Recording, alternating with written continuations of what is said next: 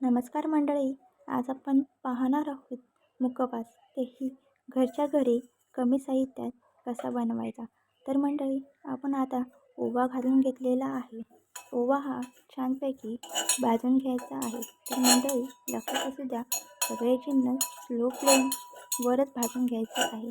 तर मंडळी, आपला ओवा हा छान प्रकारे भाजून झालेला आहे. आता आपण त्यात काळे तीळ घालणार आहोत. तर मंडळी, काळे तीळ हे छान प्रकारे असे भाजून घ्यायचे आहेत.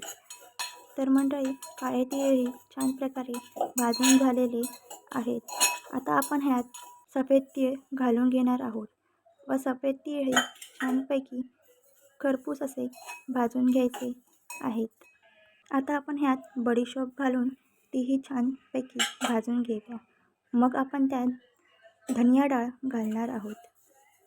धनिया डाळ ही छानपैकी भाजून घ्यायची आहे. हळद घालून सगळे जिन्नस एकत्र करून घ्यायचे आहेत.